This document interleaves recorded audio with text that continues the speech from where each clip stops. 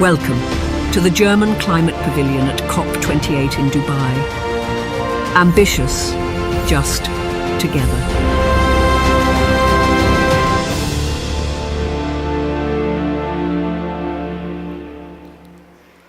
And with that, welcome back here at the German Climate Pavilion. It's great to have you back in our live stream, but also here live on site at COP28, live streaming from Dubai. Thank you for joining us for that pivotal topic that we are now focusing on when we talk about youth engagement and youth participation and youth activation, as it is literally mentioned in every single room at the COP28. The young generation is pivotal when we have to find solutions for the climate change, of course, challenges, and that's why it's a big honor to me now to focus and to speak with young voices, really young voices at the climate change forefronts, because one thing is to talk about the young generation. The other thing is really when it comes to listening. And in German, we have two different words for listening. One word describes it as zuhören. The other listening word is hinhören. But we really want to listen to the people. We just don't want to hear the voices. We really want to listen. We want to engage with the people and with the voices. So that's now our topic of today. How can we engage with the young voices? How can we boost youth participation when it really comes to the forefront of the climate change, when it really comes in climate policy action? So with me now, I'm not alone, I'm not by myself on stage. With me now is Noro Suren, short Noro Engbatar. She's the project manager at Gender CCC Women for Climate Justice. You are a feminist, an intersectional environmentalist from Mongolia, living now in Germany. You have an academic background in political and social sciences. You also are engaged in critical geographical development studies with research in India and Fiji. Your work focuses on the women's safety in Assam, gender equality, climate change adaptation, and disaster preparedness. So you have a broad nexus, of course, in your CV as well. And you're now working as a project manager at the NGO Gender CC Women for Climate Justice, based in Berlin. So thank you for being with me here on stage. Thank you for having me. Noro, what is coming on stage now? What did your team prepare for? Yes, thanks for the question. So we have prepared a plethora of tools, of opinions, of first-hand views you can engage with, you can share, you can take away from, and use for your own activism, for your work. The climate crisis is a social crisis, and it's a children and youth rights crisis.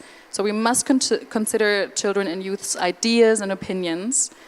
Awareness alone, however, will not create meaningful participation for communities most affected.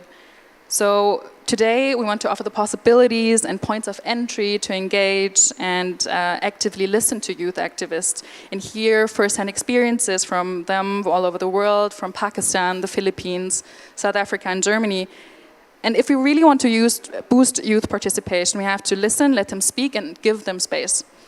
We then move into an implementation perspective and answer the questions: how can we actually do this? How do we take those ideas and put them into action when it comes to climate justice? We, or Gender CC, developed a guide to help all of us, all of you, navigating the topic of intersectionality for climate projects, campaigns, demands, pretty much everything. Thank you. So we are here on stage, but we also have guests joining us, of course, virtually. And we'd like to start with Dr. Annika Manner. She's a project lead and the head of partnerships at the Deutsche Klimastiftung. And Annika, I hope you can hear us well. Yes, thank you very much. Hi there. Hi. Greetings from Dubai to wherever you are, and the stage is all yours. Thank you. So I just start with a short introduction of what we do in Germany with the German Climate Foundation. As Noro said, the title of our presentation of our talks is Kids Shaping Greener Future. And this is what we do since 2009. So for nearly 15 years, we do climate education on sustainable development for all people of all ages and backgrounds. So we do teacher trainings with young people from 16 years or 14 years old, older peoples, and we train international and national contexts. We have projects and partnerships in all over the world. And the UNESCO ESD Education Sustainable Development for 2030 is an award for the German Climate Foundation. So one of our projects, which we are here now, is the project Climate Faces, in German Klimagesichter. And the project's focus is to interlace scientific facts about climate change, climate-induced migration and displacement with real-life narratives. So we invite people who live in other parts of the world to speak about climate change in their regions and on their personal biographies. And to do that, we offer qualification and training to become climate protection ambassadors. You can do that when you live in Germany and you have an international background, but also when you live in any country of the world and you're a climate advocate and activist and want to talk about your country and the challenges your country is facing. And I'm very, very happy that we have one of them today with us. His name is Renmark Detaplan from the Philippines, and I will hand over to his presentation now. Thank you so much. And thank you very much, Annika, sending virtual hugs and love right here from the Philippines. It is a very great opportunity to represent Klimagesichter and be here at one of the side events of COP28. Generally, and currently, as I observe, most of the spaces are generally created by the adults for the adults. Most structures in our society are made for matured minds, leaving little to no spaces for young and bright individuals. In our world full of black and white, children are the one that will make our spaces brighter, better, and most importantly, young people can make a greener future for all of us. Although there are still many questions that we should address, like, are you truly ready to invest and support children and youth? What does it mean to have active and meaningful child participation? And more importantly, are you ready to give some space for the seeds of the future? Hopefully, we can answer these questions as we go deeper in our discussion. Once again, hello and good day to all of you. I'm hoping you guys are well and ready to listen, because for the next 20 minutes, I'll be talking about the impact of climate change on my country, the Philippines.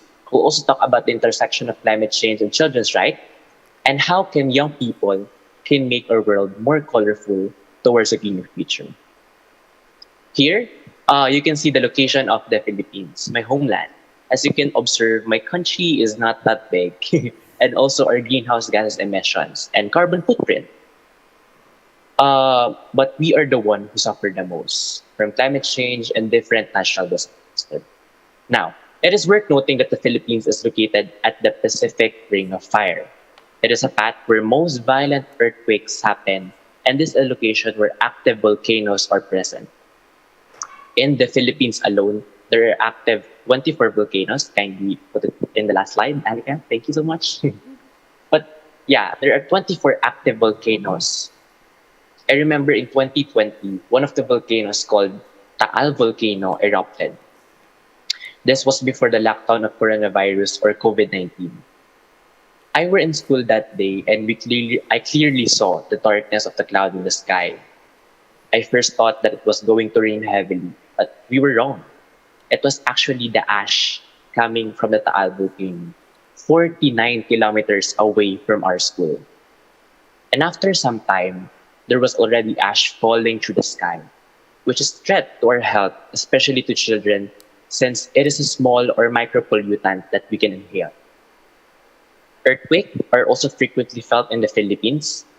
Actually, last Saturday, in the southern part of the country, there were 7.4 magnitude earthquake and approximately 1,600 aftershocks. Can you believe it? I mean, if it's not for the news, I will not believe it, but it's 1,600 aftershocks.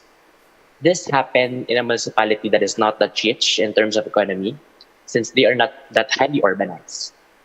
The people, of course, go to the evacuation center for their safety.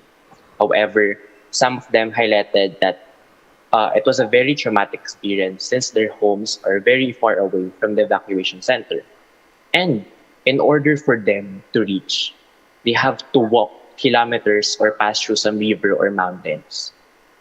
Moreover, the Philippines are also vulnerable to typhoons or tropical storms, considering that we are near the Pacific Ocean and we are also considered to be part of the typhoon belt, where most intense storms pass through.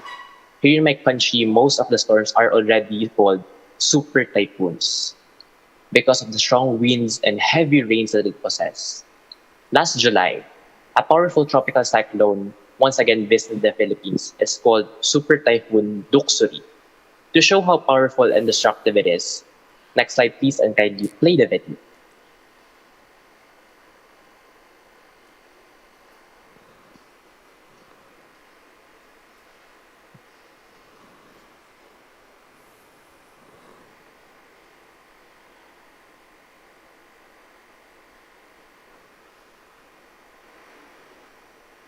Yeah.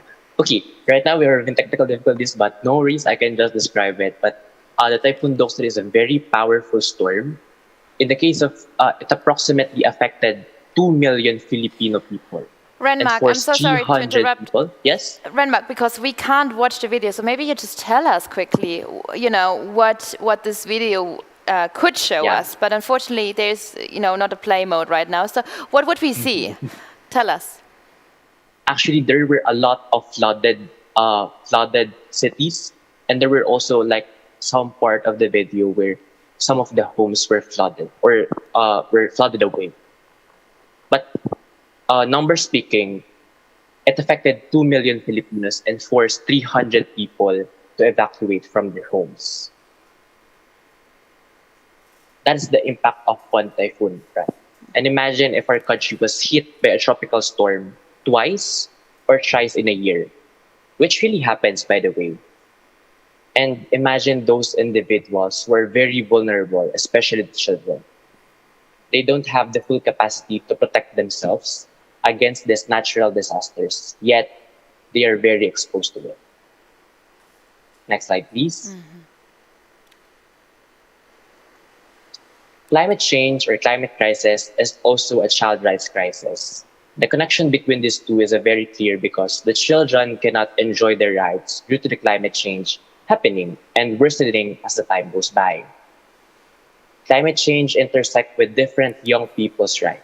First, the right to life, survival, and development.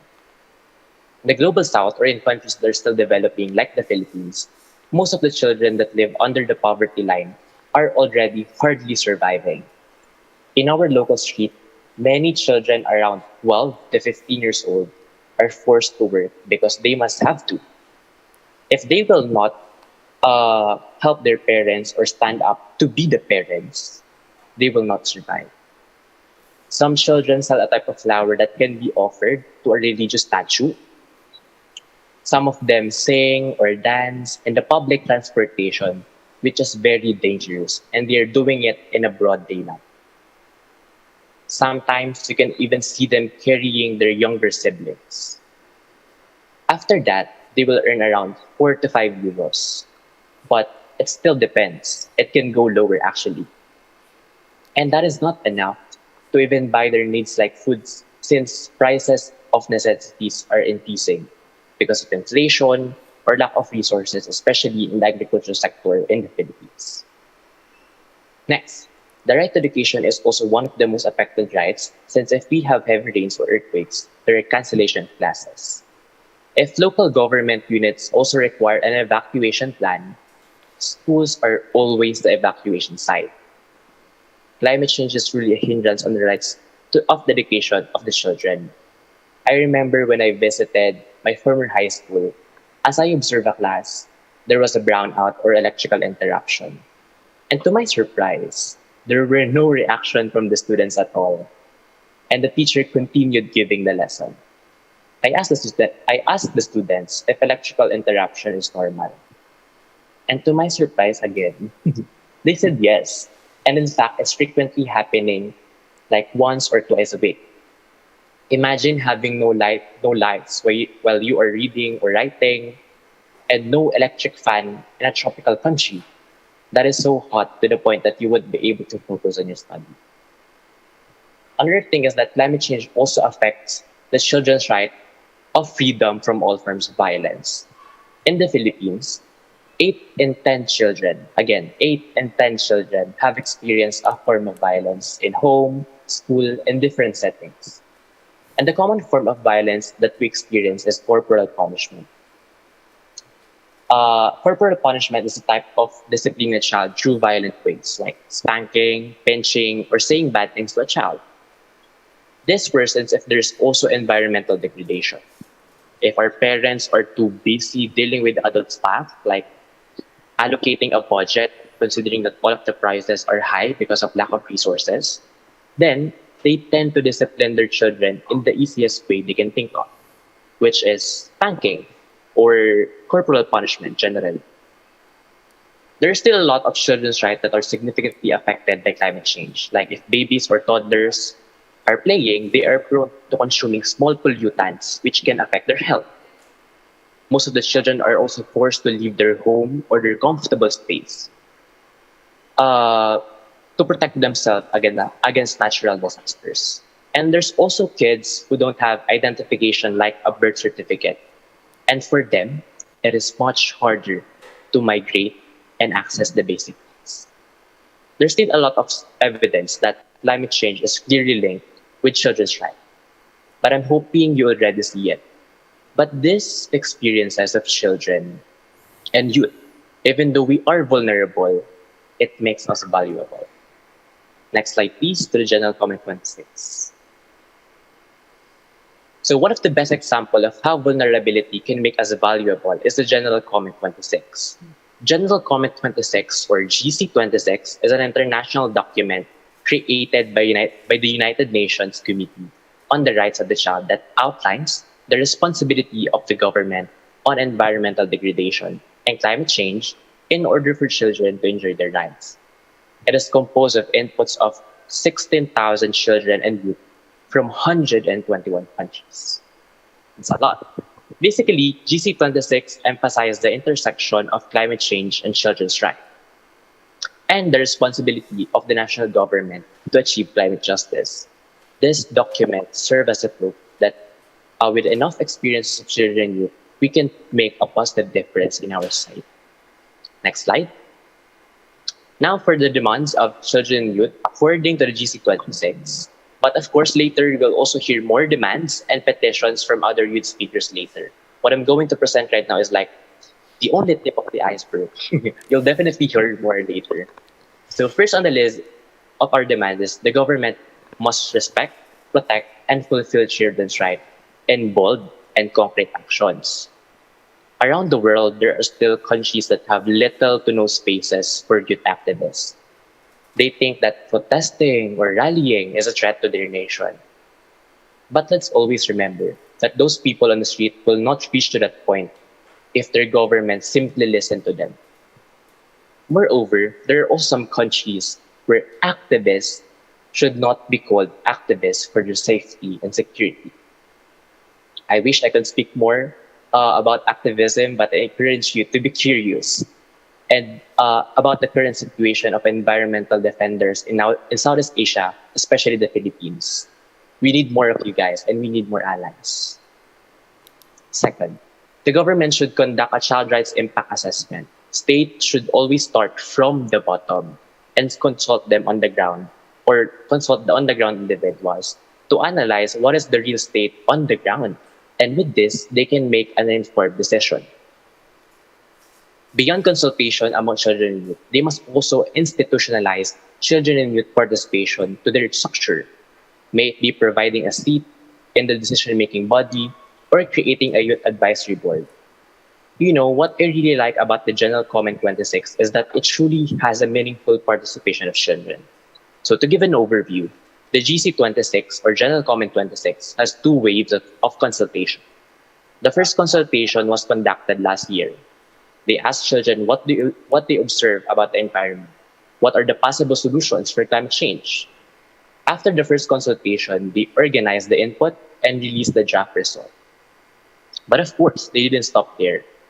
They conducted the second consultation so children and youth can verify if their inputs are in the documents and to make sure if UNCRC didn't manipulate or forgot something. On the very top of this, there's also a children board called the Children's Advisory Team, or CAT, that supervises the creation of this document.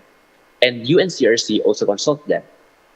On the national level and regional level, children are also leading and facilitating the consultation. Even I myself had a chance to lead a GC26 launching together with other Filipino climate advocates. And that is the true meaning of an effective and meaningful participation of children. Third on our list for the demands of children and youth is that states should hold the private sector accountable. Businesses are considered as a driver of the economy.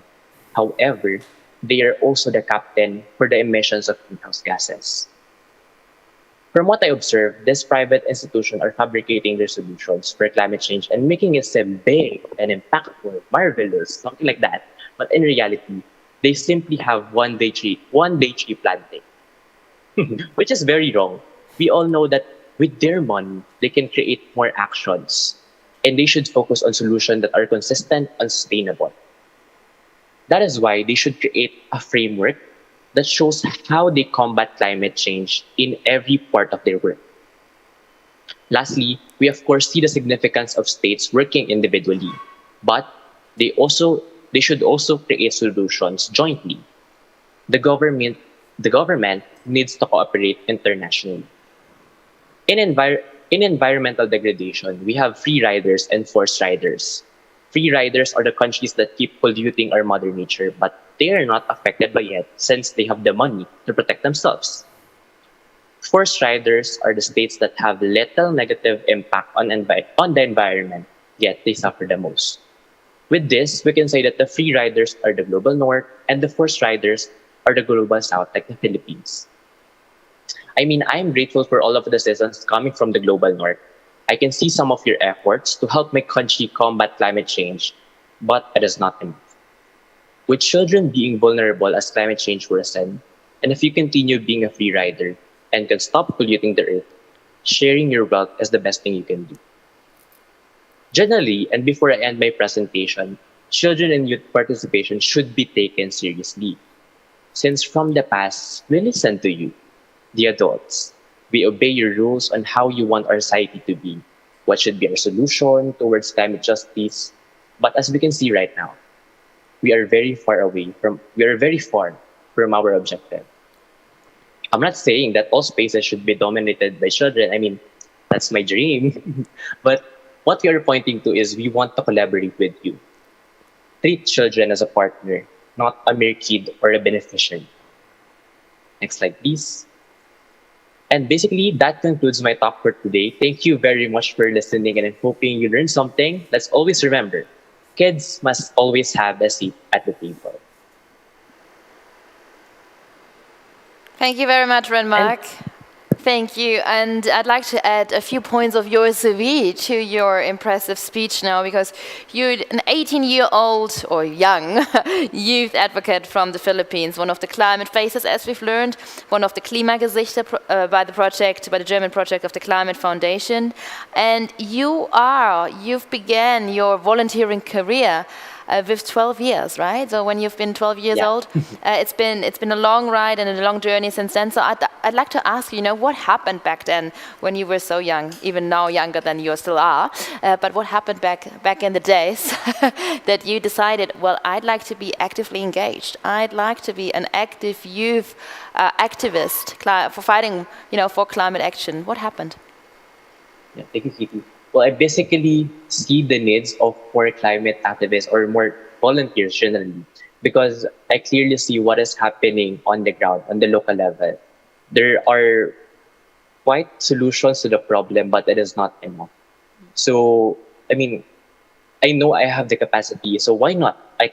Why not I also have an impact to the community? So with all of these problems, I turned it as a motivation to conquer the world, basically. Wonderful. Thank you so much for joining us today. Stay with us as we delve into our conversation a bit later. So Noro is also with us. I mentioned you before and I introduced you, project manager at Gender CC, Women for Climate Justice.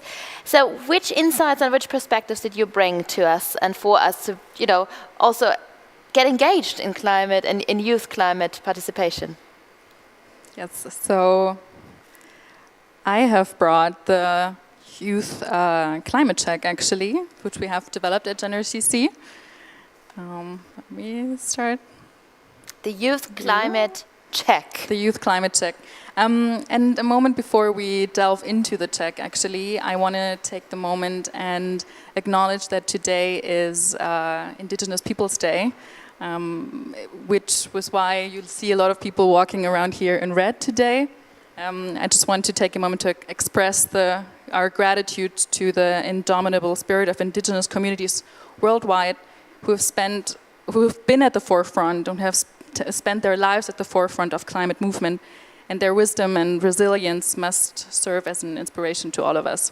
So we as feminists stand in full solidarity with Indigenous people, not only today, but especially today. All year long. All year Yeah, long, thank yes. you. So just so you know who Gender CC is or who we are as an organization, it's a worldwide network of over 150 grassroots activists, scientists, gender experts, and different organizations. We focus on international and national and local level, on advocacy, alliance building, educational work, like this session here, activism, peer exchange among Vlinta and LGBTQI+ people, as well as research, and we're a proud member of the Women and Gender constituency. So now, looking into the youth climate check, there has been a study by the BMUV that asks youth, and the study reveals that for youth, especially in Germany, ecological and social concerns are inseparable and must be tackled together. As I said, the climate crisis is a social crisis.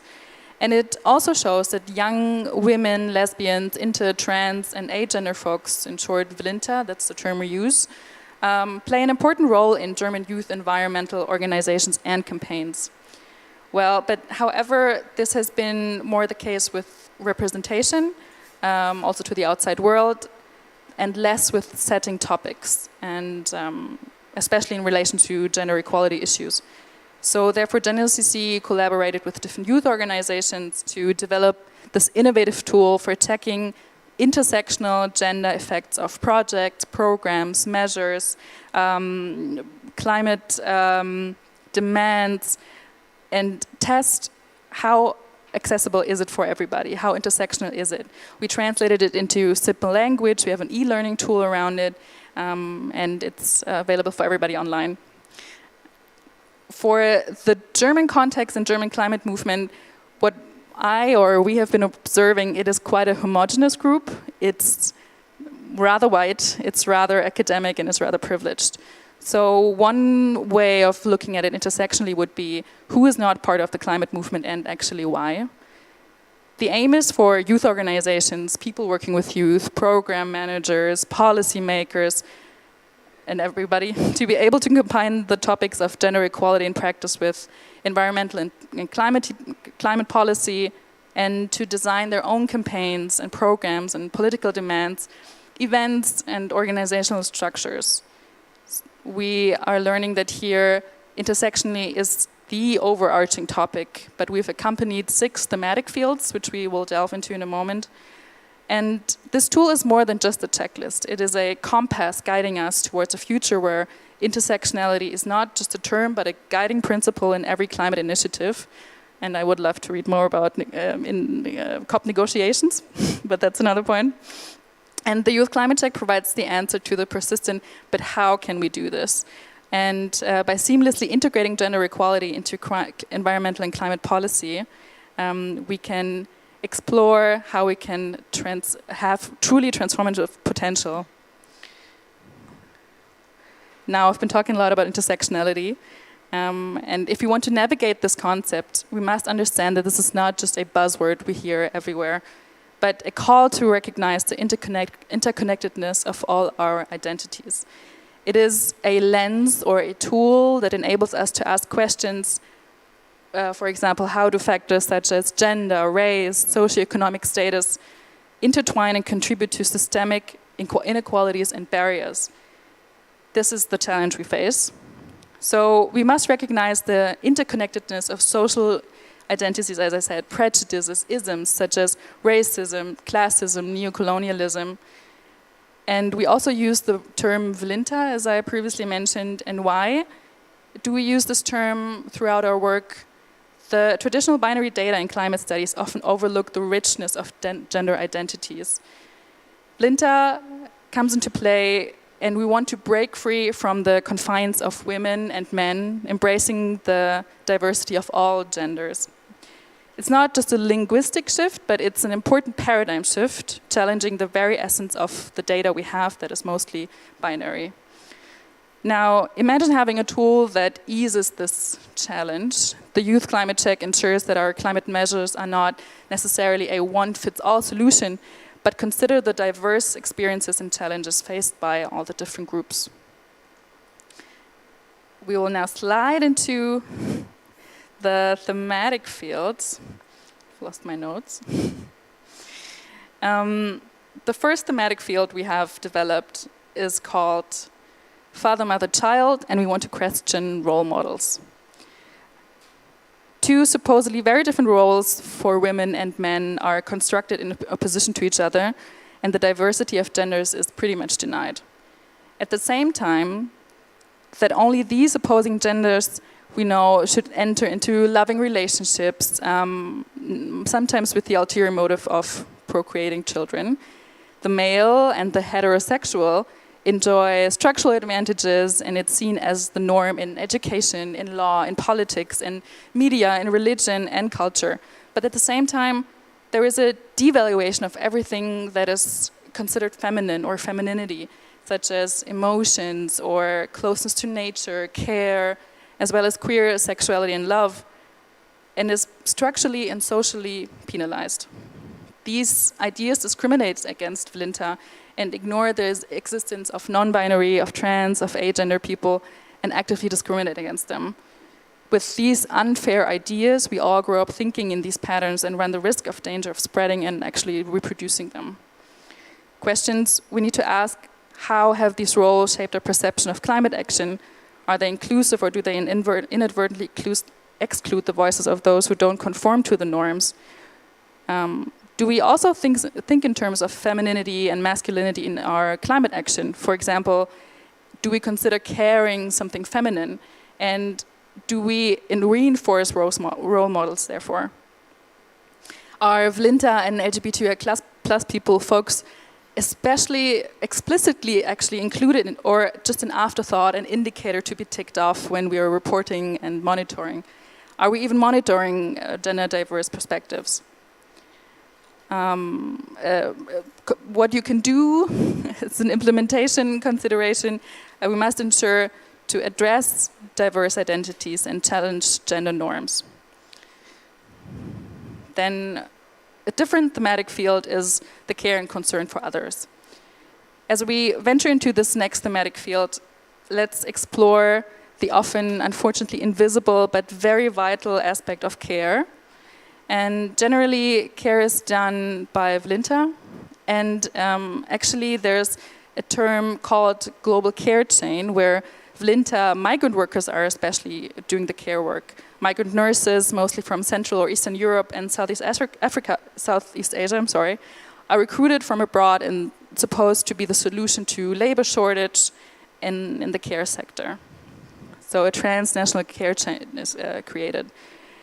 As I mentioned, it's invisible, it's unpaid, it's undervalued, the so-called gender care gap, where women, there's been a study that women accumulate 4.5 hours daily of care work, and it's 3 times more than men daily. It's incredible. That's an incredible number. Yeah, sadly. Let's think that in. Sadly, of course. Please, I didn't want to interrupt. Yeah, it's yeah. So who bears the responsibilities of care, especially when it comes to climate action? Do we actually shift our action into the private sphere after natural disasters, for example. So the youth climate check not only checks for the environmental impact, but also for the impact on those providing care. For example, we're here at COP. We have to ask ourselves, who is at COP, who's not at COP, who is at home with care responsibilities, and how can we change it? What voices are we not hearing because of these inequalities? And we must consider to actually ensure inclusive climate initiatives and actions. We have to consider these aspects. So a few points for implementation you can take home is, am I providing childcare? Am I providing nursing rooms? Do I have online participation so people do not have to be, for example, here in Dubai? What about accessibility? What about language barriers? What about check-in questions?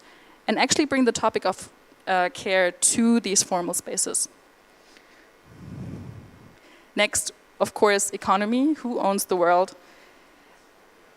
Let's dissect the economic underpinnings and ask who owns the world. In the capitalist system we're living in, wealth and power are disproportionately distributed. Our youth climate check serves as a lens to scrutinize these inequalities and imbalances.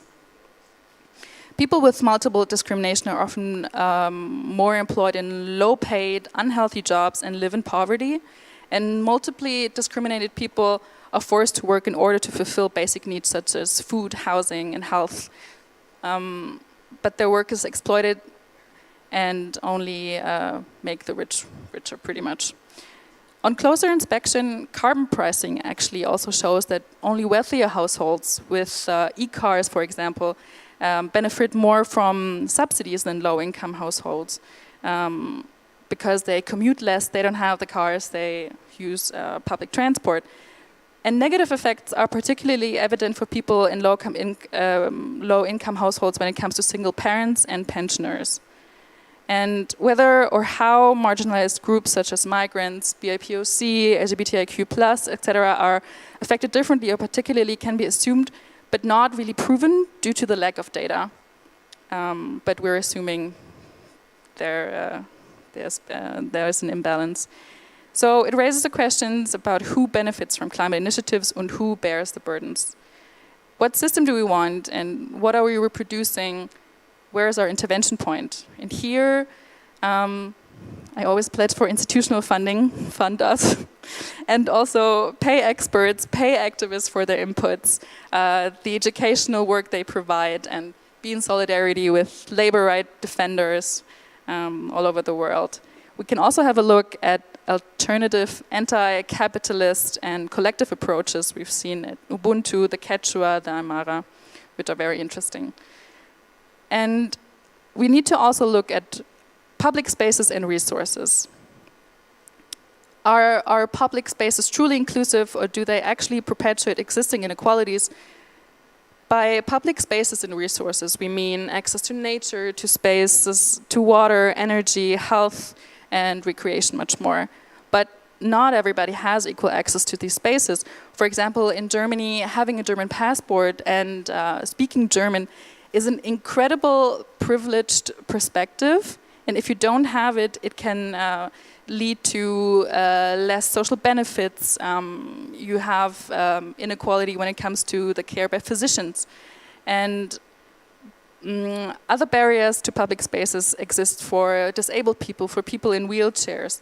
And BIPOC are often faced with assault in public spaces, for example, public transport, so they do not really consider public transport to be the safest space. And this, of course, goes for Lindau. So, again, the question is raised, for whom are we actually planning those public spaces? And access to energy is actually also unfairly distributed. Single parents and migrant families in particular are affected by energy poverty. And often do not really benefit from energy-efficient renovations. When it comes to physical space, 5% of the time cars are parked instead of being used. That means 23 out of the 24 hours in a day, each car blocks an average of 12 square meters of space, of public space. However, this public space is then reserved for parking spaces and not in use to around 13 million car-free households in Germany. The topic of space equity looks at whether space in cities is being fairly used. This includes the criticism of individual car traffic and development of a vision of a livable city. So more space for bicycles, space for people to meet with little traffic, and where everybody has equal rights in traffic on the streets. Again, implementation considerations you can take away. When we look at event planning, it's super basic, but does the venue we have booked pay their workers fairly? Is it run sustainably? Do we have toilets for all genders? What about wheelchair access? It seems basic, but it's not guaranteed. And other things we have to consider: who does not feel safe, for example, at night, being in public. And when we implement our measures, we have to look at long-term effects. So if you fight for safe spaces, multiply discriminated people are not guaranteed that the space is long-termly safe. So you have to plan, okay, once I end the project, end the measure, what's going to happen to the space? So it's important to consider and actually defend these spaces once you've created them. And an important point that I would like to raise is here also shrinking spaces. We've seen that globally the importance of political freedoms and rights must be upheld because it's not guaranteed. And in this context, we cannot forget land grabbing, indigenous land rights, and actually a global move with a lot of threats or increasing threats by anti-feminist movements and anti-climate movements. So another thematic field is the power to participate and engage. Here we confront the complex dynamics of decision-making. It's not merely about inviting diverse voices. We must ensure that the voices are heard and valued. So we invite them, and what then? We talk about meaningful participation in the Youth Climate Check as a tool. And we need to challenge and reevaluate who truly has the power to shape the narratives, the policies, and the future. Very relevant where we're situated right now. So we ask ourselves, who decides where the money goes? Hopefully into the Loss and Damage Fund. Who can therefore also decide or strongly influence the life of many, many million peoples? And even if people with different discriminations are invited to participate in decisions, that does not really mean they're truly heard.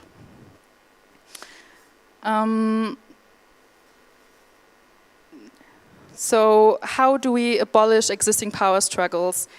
We talk about a lot of empowerment when it comes to women, but we are actually already empowered, so we need just to other people to give up their power, provide the funding. In the context of negotiations, for example, when we talk about human rights and gender equality and all the work programs that are being discussed right now, the first one to be kicked out for more consensus is human rights, is gender equality. And the language is watered down. It is referred to, okay, let's write a report on it, let's have a workshop on it. It's very disappointing. So we're fighting for brackets and human rights to be in negotiations. We also ask ourselves who was involved in the idea and development, and do we have alternatives to the measures that were discussed or rejected? Another implementation consideration is, for example, the value of indigenous knowledge and no manel, so a panel full of men, and credit your sources, for example, and value the knowledge sources. When we talk about intersectionality, we have to take into account the data. I mentioned the binary data, but for example, in the methods, the models, the questionnaires, the research institutes, there is no data that is valued as scientifically sound when it comes to, for example, indigenous knowledge. But we have to look in other spaces, and we have to consider expertise, objectivity, and objective truth that is not from the global north. And the last thematic field is body health and safety, last but not least. So we look at one's body, sexuality, health, and choice of partner. There is a social idea about which bodies and mental states are considered normal, mostly white, cis male, able-bodied, neurotypical. and all other forms are considered deviant, wrong, socially discriminated against. And in combination with climate, when you look at health in terms of life expectancy, it is very evident that there are structural differences, and disabled people, homeless, multiple discriminated people, BIPOC, have often a significantly lower than average life expectancy. And this may be related to environmental risks, health risks, such as air pollution, noise pollution, and actually lack of access to healthcare. An example, airport arrival and departure routes are often over neighborhoods where lower income people live, but at the same time, they are not the ones benefiting from the air traffic. For Black, people of color, trans people, the decision to use sustainable transport, as I mentioned, is not as easy. In many cases, people with disabilities have very limited access to public transport. We talk here about environmental racism, of course. We talk about heat-related deaths, that older people and people in poor health were particularly affected. We also need to talk about, on Indigenous Peoples' Day, the repressions, the death threats, the violence, and general safety for climate justice activists. Again, and lastly, implementation considerations, disability justice, barrier freedom, neurodiversity in the language and what how we communicate our content, simple language, for example. And an example that is also bringing together the point of health is the correlation between urban spaces and mental health. So the built environment plays a huge role in people's quality of life, their mental and physical health, their mood, their happiness. We've all experienced COVID, and how much our space we were fortunate or actually not fortunate to be in has affected our health. And as cities are becoming centers of vector-borne diseases, they're also turning into hubs for mental ailments. And regulation of temperatures, I'm talking just a balcony or access to fresh air, like terraces, are super important. So that was a lot of input, and because some of us are visual learners, including myself, we have all of this information in a poster. You can check it out online. You can take it away here when you're in the room.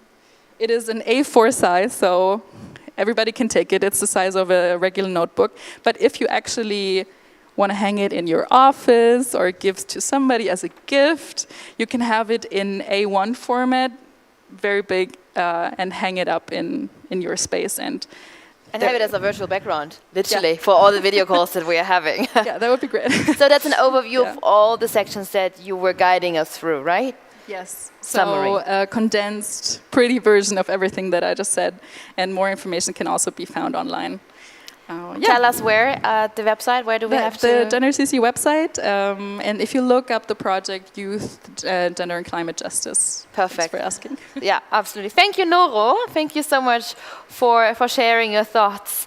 And I think we continue with the next input. Of course, we have more climate activists with us now, and I hand over to the following faces. So we have Nele Miriam Akkas with us in a second. She's 18 years old, was born in Germany, and currently she's studying philosophy, politics and economics in Vienna. And she's been advocating for climate protection and participated in several youth conferences organized by the Kindernothilfe, where she was involved in shaping the program, hosted a workshop. And for COP28, her main hopes are for agreements on climate financing and decarbonization. And of course, the implementation of everything was said and everything was promised. So Nele, thank you for joining. I hand over to you in a second, but before that, I do see our next panelist as well, Alicia, coming from South Africa, currently studying in the 9th grade, so another young voice, and then Fateh, a 13-year-old climate activist from Sangha, Pakistan. Every year, he and his community face the harsh reality of course, extreme floodings, what we just had in past July as well. So he's actively involved now in planting trees, currently cleaning campaigns, and educating in his community. But we will hear more about that in a second. I hand over to you, Nele. Thank you so much for the introduction, and welcome to the next section of the session. I would ask you to switch over to the next slide so that you can see the group picture of our International Youth Conference this year. So we three are affected by climate change. We all want to see change in climate action, and we physically came together in the context of the youth conference in September 2023, organized by Kindernothilfe with its international partner organizations.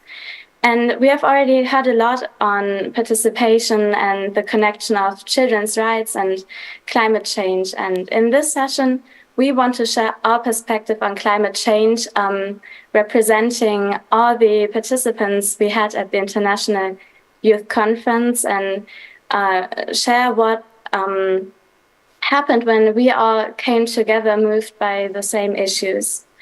First, a few words on climate activism in general. For me, it can go two ways. The first way it can go is down when it comes to implementing projects in your community. And that is what we exchanged ideas about during the youth conference. And the second direction is up when it is all about putting pressure on decision makers. First things first, I want to introduce you to the International Youth Conference and what exactly we did there. And then later we will also hear the experience of Fateh and Alicia, whose pictures you have already seen. They will also introduce themselves. Yeah, so we are up to 60 young people gather each year at the International Youth Conference organized by Kindernothilfe. Kindernothilfe has organized it for many years, and the past three conferences were about climate change as the all-encompassing topic that everybody is affected by. And we are young people, young delegates from Germany, and we always have delegates from Kindernothilfe's partner organizations. And this year we had guests from South Africa, from Youth for Christ, KwaZulu-Natal, and from Pakistan, from RDF. And they came to Germany for 2 weeks in September to go on a round trip around schools to talk about their activism and their experiences. And then we all assembled for 1 weekend in Duisburg for the youth conference.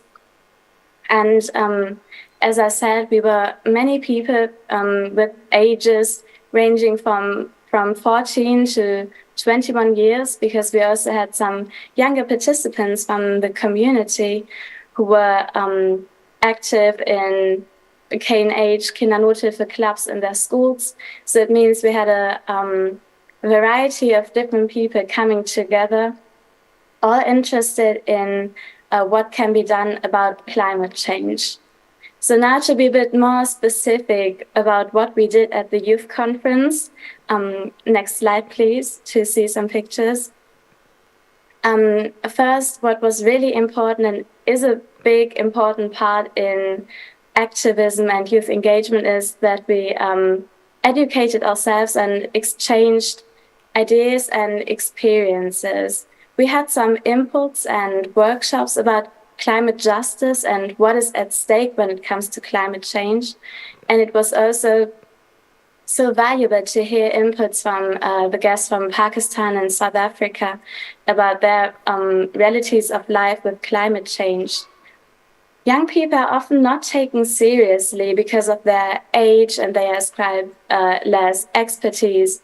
But young people can understand what is happening with climate change, and our view counts, also because we cannot vote at the moment, but we are the ones who have to bear the consequences of what is being decided now for a longer time in the future. So educating ourselves was one important part, and then a major role was also incorporating a creative angle and reflecting on our feelings, because that is also a thing that unites us all. We are all afraid of the consequences of the slow action we are seeing at the moment, weather events, natural catastrophes in our respective countries. And we talked about that in the different creative workshops, such as the mask workshop and the theater workshop you can see in the pictures. But reflecting on negative emotions that we often had, that would be a too grim note to conclude the youth conference, to see that we are all unhappy about the current developments. No, we don't only want to lament what is not happening, we want to make our own demands to the politicians. So therefore we had a very important petition workshop, and the demands of the petition we are going to present them to you later on in the session. First, before I give the floor to Fateh to talk about his experience as a youth activist and his role in Pakistan, I want to briefly explain what is happening in Germany. So we have the full picture. We know that Germany is a rich country and a vast contributor to greenhouse gas emissions historically and currently. And its economy is also based on goods that are related to high emissions. For example, we face the consequences of climate change in the weather patterns and in special weather events. I think the floods in 2021 were especially memorable, and they probably would not have happened without climate change. The role of youth is a rather active one. Germany, so in my perception, many young people in Germany are really engaged and active, but the question is how seriously we are really taken, because listening is one thing, and actually implementing what young people are calling for is another thing. A factor is, for example, also that there are calls on the federal level to lower the voting age. So now I want to give the floor to Fateh next to talk about his experience as a youth activist in Pakistan. So Fateh, the floor is yours. Well, thank you for the question. Hello everyone, I am Fateh Muhammad, a young climate activist from Pakistan. Today, I want to talk about something really important, one of the most critical crises in today's era, the climate change. Climate change is adversely affecting all of us, making the weather act crazy with floods and extreme heat. It's making these natural disasters happen more often, and they are really tough for us to deal with. Have you ever heard of climate justice? It's about making sure everyone gets fair treatment when we deal with climate problems. But my country, Pakistan, is currently facing climate injustice. Pakistan produces less than 1% of the world's pollution, but is the fifth most affected country by climate change. Recently, devastating flood hit us hard, affecting 33 billion people. One-third of our country was underwater. Around 8 million people had to leave their homes. Sadly, over 1,700 people, including many kids, lost their lives. Houses, animals, crops, everything got affected. That's why we need climate justice, being fair to countries hit hard by climate change despite polluting less. But you know what? We can all make a difference. Even as a young climate activist from a small city, I'm doing my part since I realize that it's climate emergency and we all should play our role to mitigate its impacts. I started taking little steps. I have been planting trees, educating my friends and community about climate change, running the cleaning campaigns, participating in awareness walks, using less plastics, saving energy at home, and raising my voice at different platforms to take action against climate change. Little things matter when lots of people do them, and telling others about how important it is to take care of our planet can make a big difference. We all need to work together to protect our home. So our job is to push for big changes, urge our leaders to do better, and inspire others through our actions of reducing the carbon footprints. Together, let's make Pakistan and the whole world even more sustainable place to live. Thanks everyone. Let's now turn into critical aspect with Nell. Nell, as we were all passionate about addressing climate injustice, could you share some compelling strategies and actions that we as individuals, as collectively can take to effectively mitigate climate injustice? Over to you, Nell. Thank you, Fateh. Unfortunately, we can't have Alicia with us right now. So Alicia is a youth activist from Youth for Christ in South Africa, and they also have a similar peer education and activist program in their communities. And because she cannot talk to us right now, unfortunately, I now want to go over to talk about our demands to politicians and decision makers and policy makers.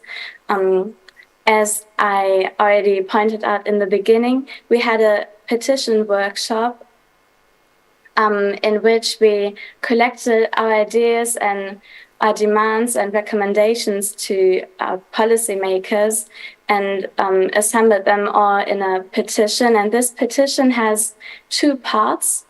It's a two-part petition. The first part concerns demands that we have for the international community and the UN for the global level. And the second part of the petition is comprised of three smaller parts, which is national demands for the national governments of South Africa, Pakistan, and Germany. But because we are here at the COP28, we want to focus on the demands for the international community and the UN. And you can see the 6 key points of our global petition on the screen right now.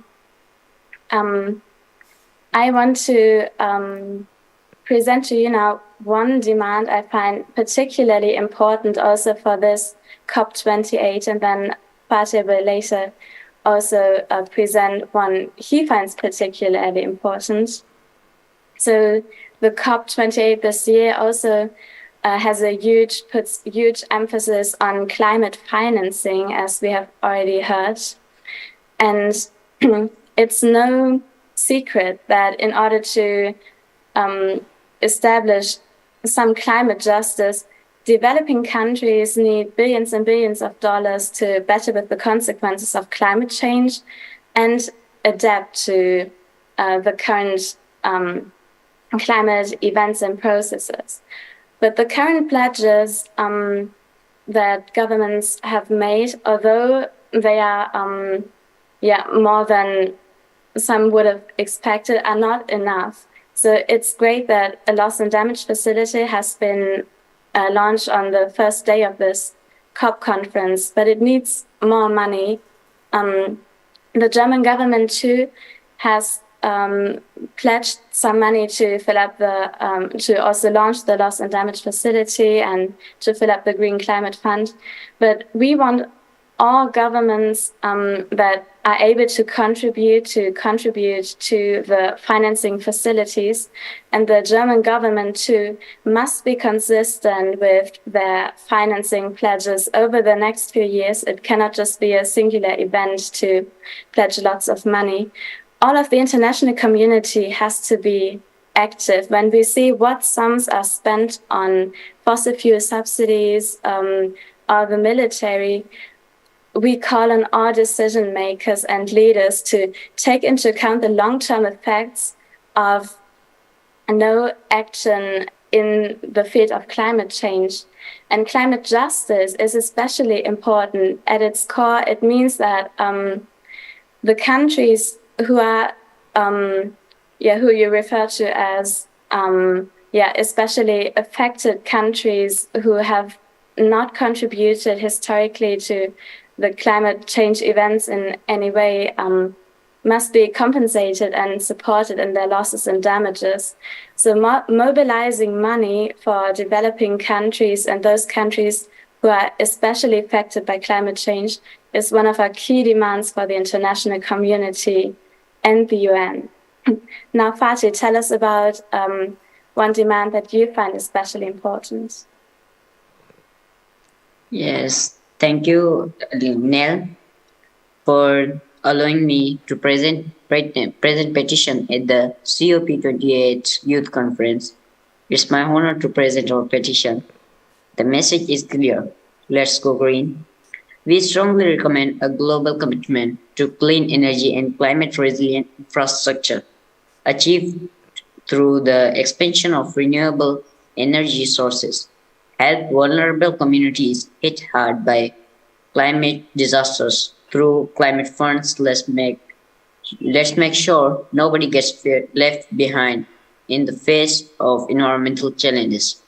Thank you for your attention and support. Now let's hear from Nell to tell us about the petition. Over to you, Nell.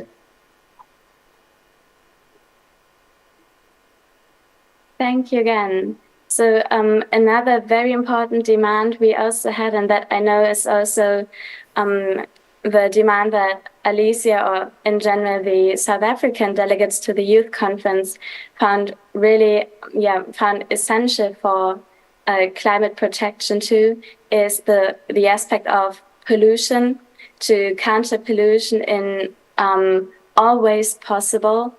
And as Fatih already also pointed out, decarbonization and the transition to clean energy, also connected to climate justice, is something that lies at the heart of our demands too for global leaders.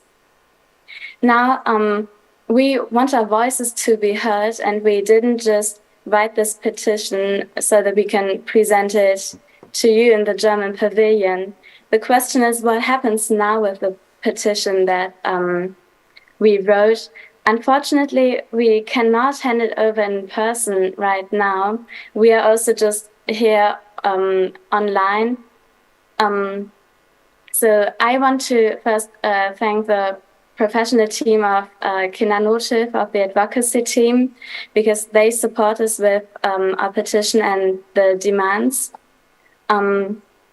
We are trying to have our voices heard, get our voices heard by forwarding this petition to the Federal Ministry of Economic Development and Cooperation in Germany, so that they advocate for our key demands. Nero, thank you for showing us all the petition, on all levels that this ministry is involved in, same with the Ministry of Foreign Affairs.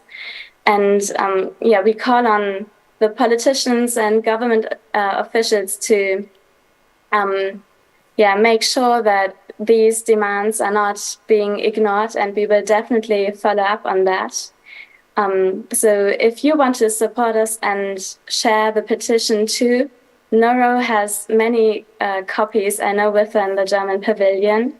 And the petition, the text, is also to be found on the website of Kindernothilfe. And there on the website, you can also find more information, and also information and the links on the creative projects from the youth conference.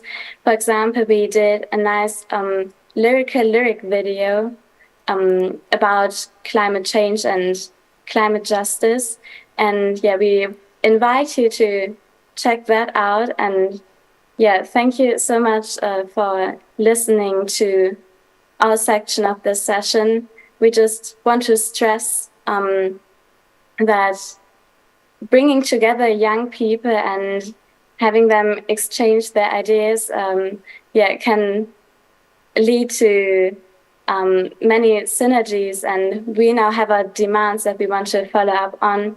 And listening to young people is essential, because we must have a say in what concerns our future. Thank you so much. Thank you, Nele and Fatih. Thank you for presenting, of course, your perspective. But please stay with us, as I do have, of course, a question afterwards. Because Fatih and Renmark, this goes out to both of you. You are working and you're actively engaged in very vulnerable communities and very vulnerable ecosystems that are very, hardly hit by the climate change. You're really at the forefront of the climate change. So maybe you can share with us, and Renmark, please, you can start. Which risks do you take in your job, in your engagement as a climate activist? Well, firstly, there are a lot of risks. If we're talking about risk, firstly, safety and security here in the Philippines not that very great. We're talking about it earlier about the shrinking spaces. Philippines not that great if you want to be climate activists, if you want to be an environmental defenders, because there are some restriction from the government that you cannot really do it, and especially the community, we're not open, especially in the terms of being a climate activist. But more importantly, being exposed to different risks in terms of natural disaster. To really be on the ground, you have to face all of it. You have to sometimes, even though you're not a climate activist, some of the youth already are being exposed to it. Since I live in a highly urbanized city near Manila, the capital of the Philippines, and we have the resources, some resources, to combat climate change. But imagine those who are really living on this suburbanized part of the Philippines. They have little resources to combat generally the climate change. Fatih, also over to you, because for me it's a big honor to speak to all of you, these young change makers. Really, you are 13 years young, and you're also working at the forefront of climate change, and I hope your family and your loved ones are all right, when we heard about the crises and of course the earthquakes and the floodings in Pakistan. But maybe you can share with us also, what are the biggest obstacles that you are facing? What are the risks that you are taking as a young climate activist, very much engaged at fighting climate change? Thank you for that question. Yes, I have personally experienced the impacts of climate change in my hometown, Sangar, which is prone to extreme flooding and drought every year. During floods, we migrate to another city, and although the government of NGOs provide assistance, the losses are huge and often insufficient to combat climate change. Globally, there needs to be a fair distribution of resources to help countries like Pakistan adapt to climate change, and financial support for vulnerable nations is critical, and take the necessary steps of a sustainable future for everyone. Thank you. Thank you very much, and greetings to you, to Pakistan. Noro, I'd like to come back to you because we had several perspectives now from the Philippines, also some ideas from South Africa, where social cohesion is a big topic, but also now just listened to Fatih from Pakistan. You have a big experience, of course, scientific experience, but also personal experience when it comes to climate action in Mongolia. And maybe you can share with us the ideas and the debates that are currently burning now in that part of the world. What are the hot topics at the climate change movement in Mongolia? So Mongolia is a landlocked country, so there's no access to the sea, which makes the geographical situation particularly interesting. And it is a big country, it's the least densely populated country in the world, actually. But at the same time, people are still facing the effects of climate change. We talk about desertification, we talk about nomadic herding. So many people are still nomads in the countryside, and they experience the effects of climate change firsthand when it comes to harsh winters, when their livestock dies in numbers that are unimaginable. And at the same time, these are, fittingly on Indigenous Peoples' Day, the ones that are at risk the most. We talk about water scarcity and access when we talk about desertification. Desertification. So where do their animals go to drink and stay alive? Then, of course, food security is a big issue, and migration and displacement as well. So if the way you were living your livestock is not providing you the life you want to have, you move into the city. But at the same time, you're not used to the ongoings of a city. You're still probably in a yurt, in a Mongolian tent, but outside the city. And when you look at how, for example, the capital is built, there is sort of a belt surrounding the capital where people come with their yurts and try to make a living in the city, but there's no sewage system. There's you have to burn coal in order to heat your place. There's no running system for the people there.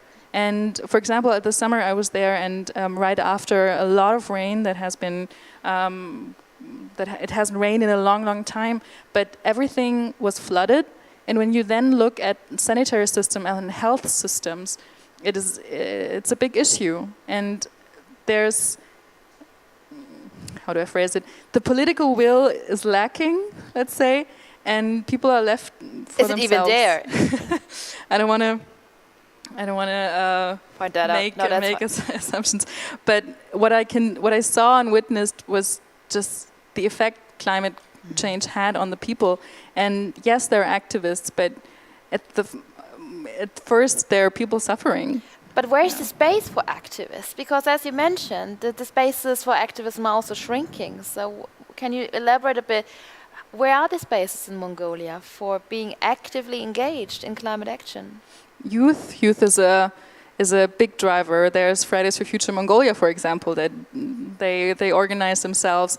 They are very active, and the value of the land and the connection to land is inherent in every Mongolian person. So there's within each and every Mongolian there's this. Maybe not each, but there's this connectedness, and there's the understanding of what Earth and what the environment provides. So it's a mix of, we have it in us, but at the same time, because of social inequalities, because of social circumstances, it's there's no room for grand activism. But again, you mentioned it earlier as well, when it comes to climate crises, it's also a social crisis. So can you elaborate a little bit more on that? What does it mean? And how is the nexus connected? Yeah, so I think we've heard polycrises a lot. Multiple times. We are living in multiple crises. And it sounds like a cliche, but it's just the truth. So the climate crisis is a social crisis. And when we don't look at who's responsible, who's suffering the most, why are they suffering, what are the inequalities, the next social crisis is around the corner. We have all lived through and are still living through the COVID pandemic.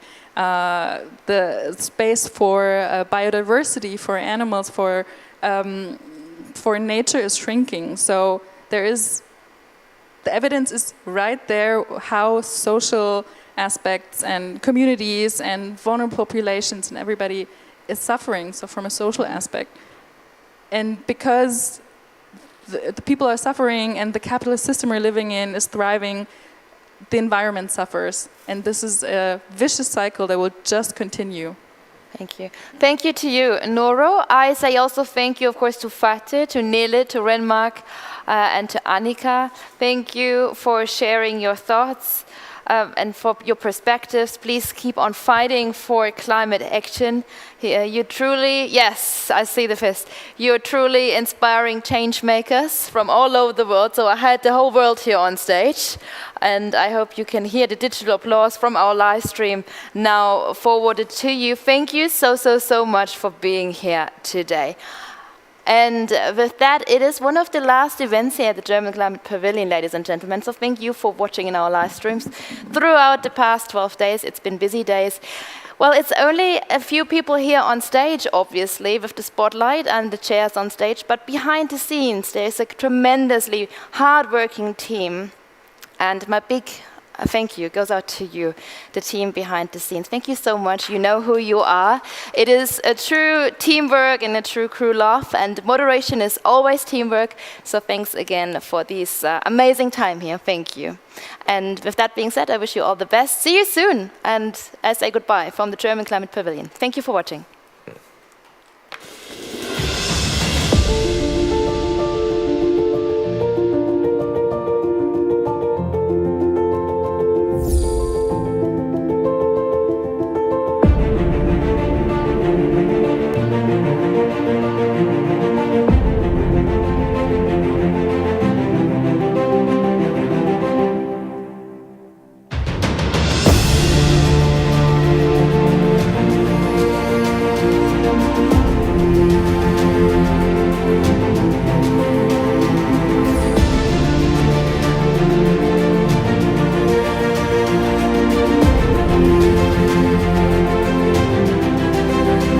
Welcome to the German Climate Pavilion at COP28 in Dubai. Ambitious, just together.